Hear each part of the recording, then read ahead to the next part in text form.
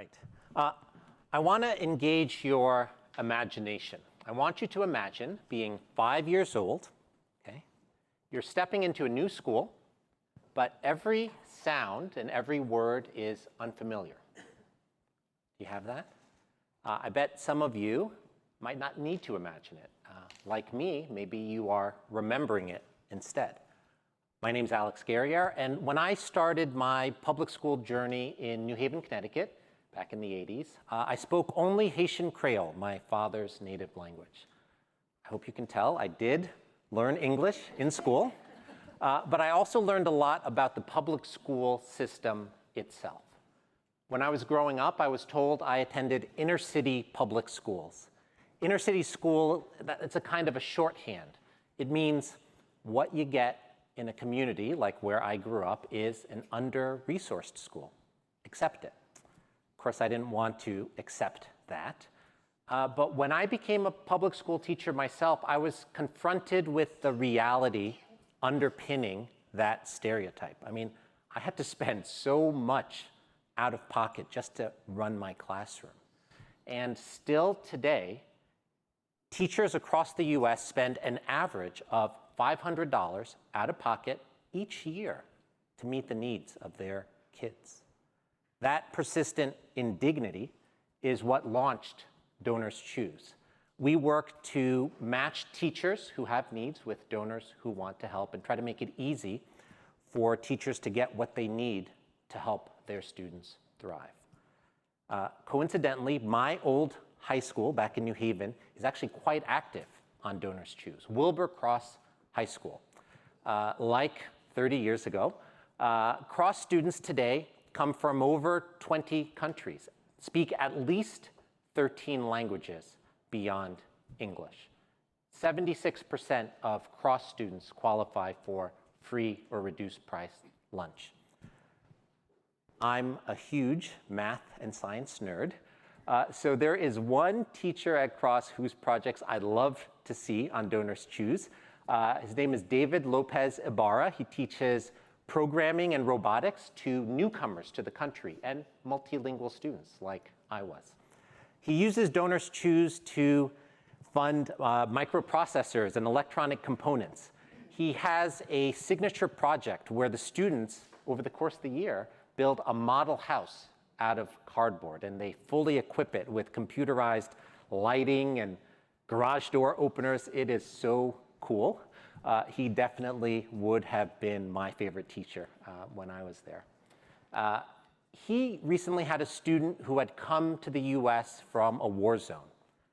Fire drills at school terrified her, and she was really hesitant to talk in class or work in groups. But little by little, in a robotics class, she started to gain confidence, and she told him at the end of the year that she wanted to become an engineer. He calls those moments pure magic. I think he's right. Teachers are true magicians. They transform potential into reality. But magicians need their props, and teachers need their tools.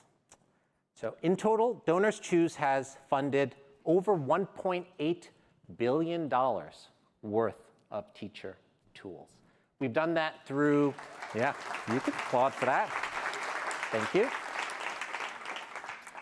We've done that through small donations and large partnerships with companies and foundations and state governments. And we're now at a really exciting point in our scale. 90% of American public schools use DonorsChoose.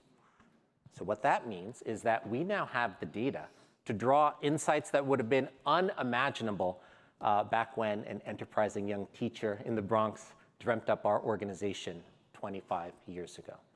For example, we can look in preschool classrooms, and we can see that teachers are prioritizing outdoor play. This is especially true in underfunded schools. And they're not just asking for kickballs and shovels for the sandbox. I mean, they're asking for that. But one school in Wisconsin used DonorsChoose to fund 290 dinosaur-themed raincoats, if you can imagine, this cutest thing.